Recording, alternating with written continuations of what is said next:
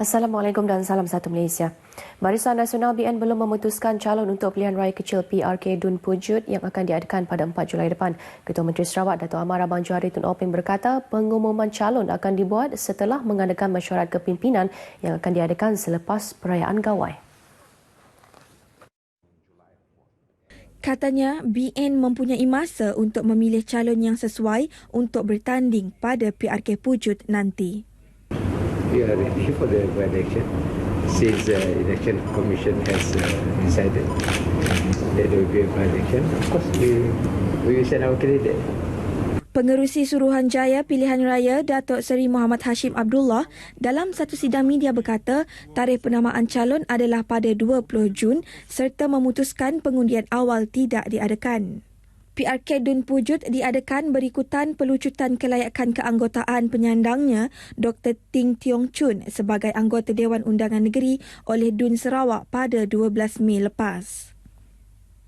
Pelaksanaan program Transformasi Nasional 2050 TN50 yang digagaskan oleh Perdana Menteri Datuk Seri Najib Tun Razak merupakan landasan hala tuju negara ke arah membentuk Malaysia lebih berjaya dan disegani. Ahli Parlimen Limbang Hasbi Habibullah berkata pelaksanaan itu sebagai kesinambungan terhadap dasar dan wawasan sebelumnya iaitu Dasar Ekonomi Baru DEB dan Wawasan 2020.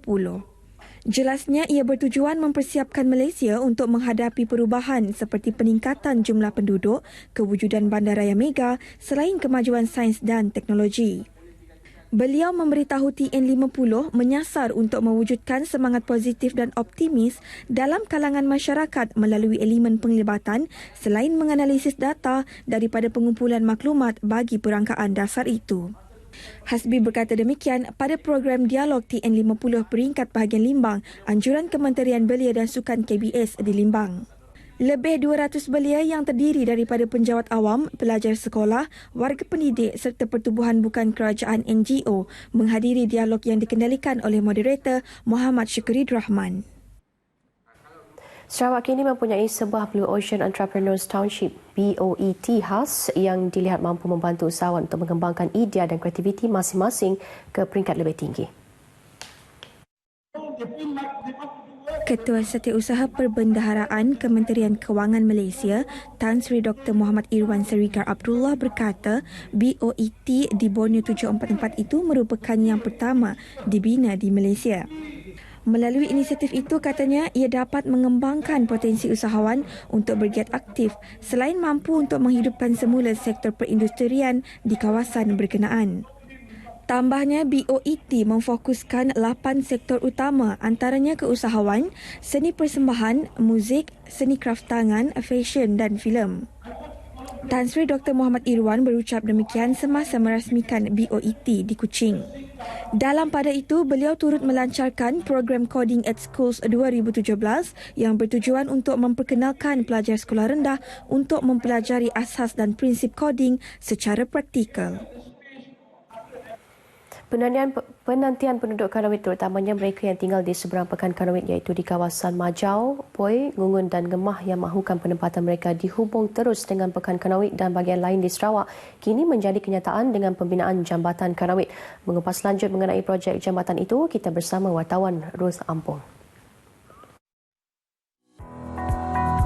Jambatan Kanawit merupakan sebahagian projek pembangunan yang diumumkan oleh Perdana Menteri Datuk Seri Najib Tun Razak semasa lawatannya ke daerah Song pada 15 April 2011. Pembinaan jambatan itu merupakan salah satu komponen pelaksanaan projek Jalan Kanawit Kapit. Sebahagian usaha kerajaan menyediakan kemudahan infrastruktur menghubungkan terus Sibu, Kanawit, Song dan Kapit. Bawah keleluan penjagaan anda JKR Sarawak, Central Regional Sibu Sarawak. Pembinaan Jambatan Kanawit ini adalah bermula pada 29 Disember 2014 dan akan dijangka siap pada 5 Julai 2017. Dan setakat ini sehingga ke 4 Mei 2017, physical progress untuk jambatan ini telah siap sebanyak 95.29% lah. Jambatan sepanjang 360 meter itu bukan sahaja akan memberi manfaat kepada penduduk sekitarnya, malah turut memberi keselesaan kepada masyarakat lain seperti dari Kuching, Bintulu, Miri yang ingin berkunjung ke Song dan Kapit. Harapan kita dan penduduk setempat, especially orang Kanawit, memang walaupun target memang Jun. Tapi kita Julai, tapi kita sememangnya maunya lebih cepat lagi untuk kegunaan, terlebih lagi untuk masa perayaan Gawai ni. Sebab bila jambatan ni siap nanti, dia akan memberi manfaat kepada penduduk lebih 100 rumah panjang dan populasinya adalah sangat tinggi.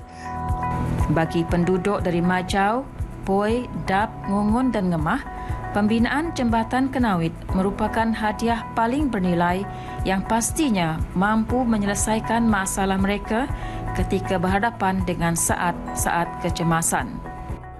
Jadi buat penemu aku di Jambatan Kanawit Datuk dia cukup mana kami rakyat di Puet, Dap, Ngemah, Majau, lepas tuntung kami berkeliak kami nengai Datuk kami jambatan cukup nyamai bagi kami Datuk deh. Jadi sebab kami kena perahu, jadi tambahan kami kalau pasal Kanawit kena perahunya antara sikut tubuh antara RM4. Ya mega nanti kami nya bisa sakit di rumah panjai malam hari, kadang-kadang orang ke bak perahu antara nganjung kami. Nanti kami nyata malam tadi kami bisa nyata antara sampai RM50 dah. Sekali kami malam tadi kena perahunya. Dengan adanya Jambatan Kanawit ini, ia juga membantu meringankan kos pengangkutan mereka yang menggunakan perahu panjang yang sebelum ini mereka terpaksa berbelanja ratusan ringgit untuk kos minyak. Jadi penyenang kami ke nemuan jembatannya dengannya, dia tahunya kira ke 100% udah nyamai. Laban coba nyati berguna ke minyaknya 50 gilian atau ke 5 gilian 700 harga. Jadi dia tahu nyata baru kasih RM9. Subah kami jalan aja tu saya kena perahu. Ngelayang ke pasar Kanawit. Tadi tahu jambatan udah temu. Kami merip saya terima kasih ya. Ahli Parlimen Kanawit, Datuk Aaron Agodagang, yakin Jambatan Kanawit yang akan digunakan secara rasmi pada 27 Mei nanti akan memberi impak besar kepada seluruh penduduk Kanawit. Jadi kita setakat ini dalam perancangan daripada maklumat, daripada perbincangan kita dengan kontraktor, dengan JKR, dengan mereka yang mengendalikan projek itu, dipahami bahawa projek jambatan itu dapat kita rasmikan pada 21 bulan 5 ini, tapi hanya akan dibuka dengan rasminya pada 27 hari bulan 5 sebenarnya kita akan merayakan Pesta Gawai. Setelah 2 tahun pembinaannya, Jambatan Kanawit kini hampir siap dan bakal merealisasikan impian dan juga harapan rakyat Kanawit. Projek yang bernilai RM50 juta ini bukan saja akan memberi manfaat kepada penduduk di sekitar Kanawit, malah juga akan memberi keselesaan kepada penduduk dari Kapit dan juga Song. Dengan adanya Jambatan Kanawit ini nanti, pastinya akan mengubah landscape daerah Kanawit. Seterusnya akan melonjakkan arus pembangunan ekonomi penduduk Kapit, Kanawit dan juga Song. Ruth Ampong bersama juru kamera Juni Bilun melaporkan untuk Berita RTM.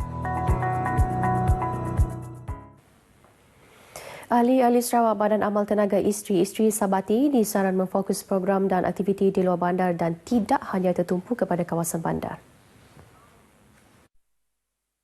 Isteri Ketua Menteri yang juga pengerusi Sabati, Datin Amar Datuk Jumaani Tun Tuan Kubujang berkata, ia bagi memastikan kebajikan dan keperluan masyarakat luar bandar terjaga.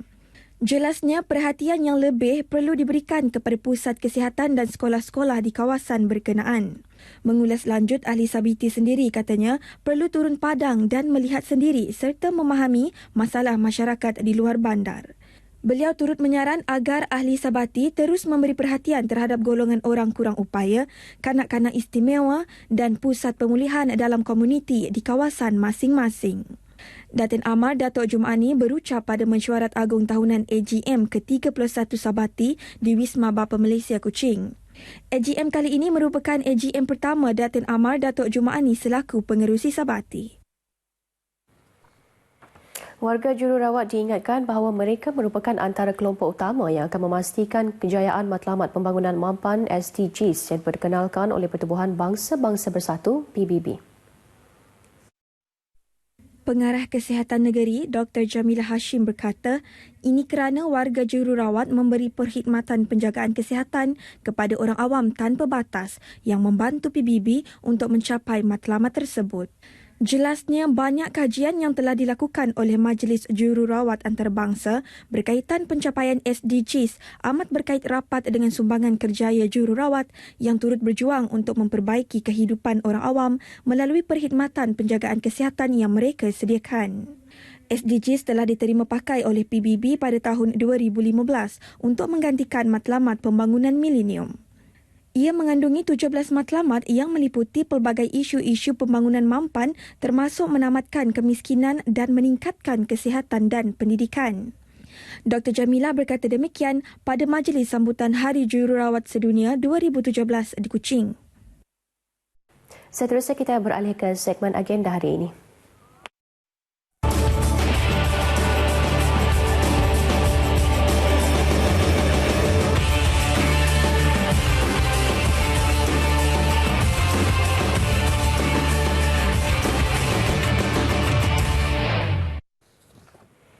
Antara liputan dalam agenda hari ini, pada pukul 8.30 pagi, Menteri Sumber Asli dan Alam Sekitar Datuk Seri Dr. Wan Junaidi Tuanku Jaafar menghadiri majlis ujian kemahiran menembak bagi pemegang senjata api pistol kategori individu tahun 2017 di Batu Kawah Kuching. Manakala pada pukul 10 pagi, Ketua Menteri Sarawak Datuk Amar Abang Johari Tun Openg menghadiri upacara Vaisakhi di Kuching, dan akhir sekali Menteri Sumber Manusia Datuk Seri Richard Riot Jaim akan merasmikan program Job Fair at UTC Sarawak peringkat kebangsaan 2017 di Kuching pada pukul 11.15 pagi. Baik saudara, demikian antara liputan acara dalam agenda hari ini, dan untuk berita seterusnya kita kembali ke Akan Sepuri bersama Taufik. Silakan.